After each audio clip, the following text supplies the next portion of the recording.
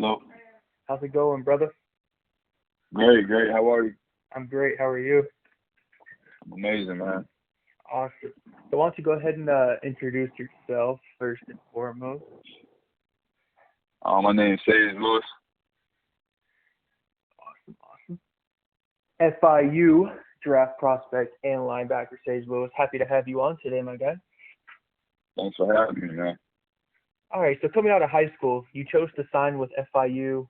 So what led to that decision? Uh, the main factor that led to that decision was just wanting my family to watch me play every game, and going out of the state or even going down the road, something may get in between of your family coming to watch you play. So I figured that if I came right down the street to FIU, that'd be a great opportunity to show out for my city and my family. Right, for sure. So you get to FIU, right, and you redshirt for a year. Is that correct? Yes, sir. All right. So, but you got to play that following year, and you got to make an impact almost instantly. So, how's that feel? It was great. I mean, during my redshirt year, I feel like a lot of people just sit back and relax and feel like it's a time off. During my redshirt year, I was super focused and knew that I could go into the game at any time. So I stayed focused, stayed ready. So when it was my time to play, I showed up. Right, you balled out, my guy. So you finished your junior year with 124 tackles. It was your best season in college. So did you consider declaring for the draft that year, or what made you ultimately decide to come back to FIU? Of course, it was a talk of declaring for the draft, but I know one key thing, and especially thanks to my mom, with her advice, she just getting a degree. My mom's always been big on school, so I felt like the ultimate thank you to her would be to come out of college with my degree. So that was the deciding factor of not declaring for the draft my junior year. Was that a hard decision, or was it pretty easy to just say, no, I'm staying and get my degree? I wouldn't say it was a hard decision, but it was definitely calculated, and once my mind was made up, it wasn't no turning back. So Right. I respect that. So you end your college right. career with 300 tackles, 3 picks. You got a Tropicana Bowl, Defensive MVP award. So what was your favorite college football memory, man? I'm sure you got a lot to think of. My favorite college football memory was being the University of Miami my senior year. That was a huge moment for my career and for my team. So very memorable. So you had a great pro day. You knocked out 19 bench press reps. You ran a 4.6 40. What do you feel is your biggest attribute to an NFL team? I definitely feel like just an all around student of the game. I mean, and outside of the field. So just watching a lot of film, definitely being a baller on the field, being a teammate, even a better brother. When it comes to football attributes, I mean, I'm sideline to sideline. I've been working heavy in my coverage skills, and I'm a definitely huge run stopper. So, I mean, everything you would want in a linebacker in today's game. So I feel like that would be my biggest attribute to the team.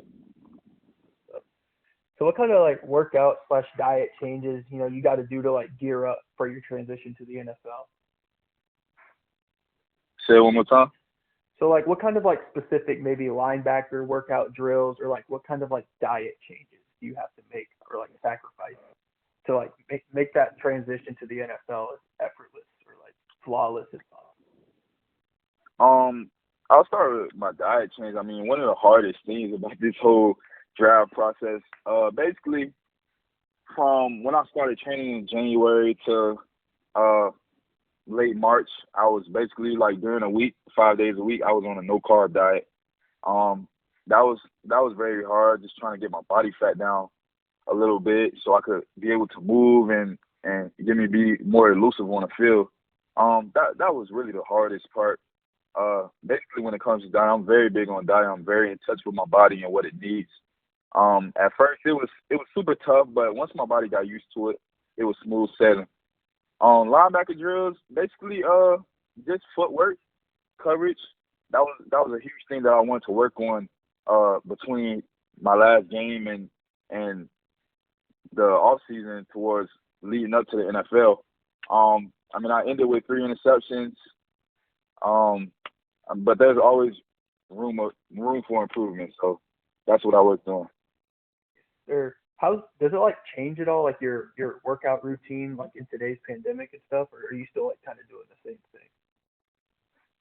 I'm just trying to do the same thing. Of course, it's changed a little bit. Really don't have that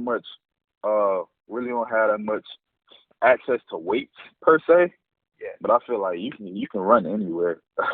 Yeah. So, and I mean, even with the fields being closed, there's little patches of grass if you drive around here in Miami that you can get a quick workout in with my trainer. And so we've been getting out there. I actually did a boxing workout today that was hell.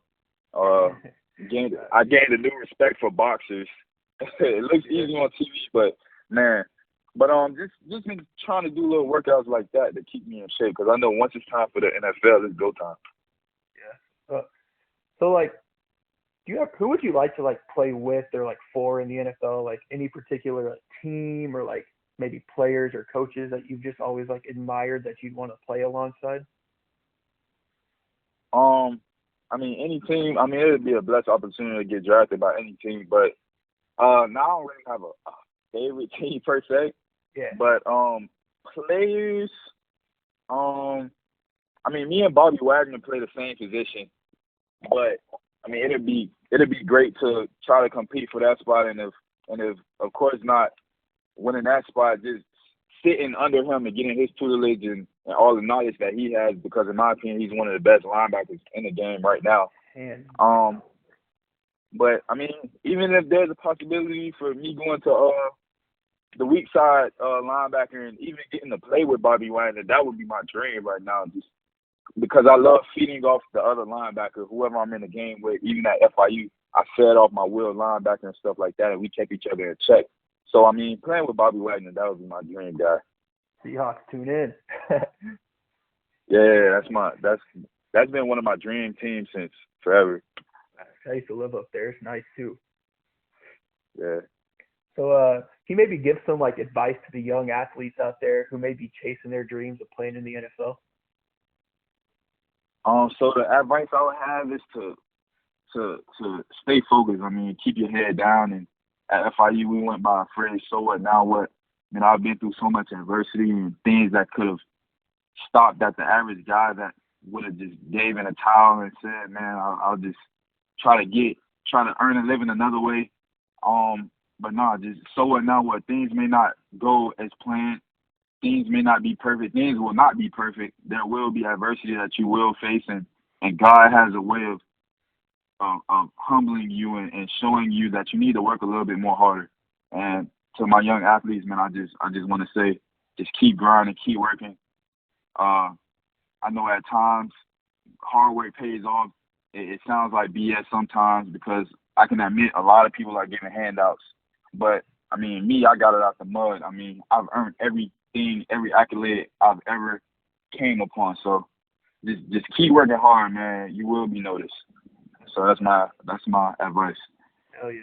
Thank you for your time, bro. I really appreciate it. If you want to go ahead and plug your social media handle so everyone can go follow you, that'd be sick. I got you. My Instagram and my Twitter is 11_reason. If you type in my name, Sage Lewis, you will find me. Definitely, man. Thanks for having me. I appreciate you. Please stay safe during this rough time. You too, my guy. All right, brother. Have a good one. You too.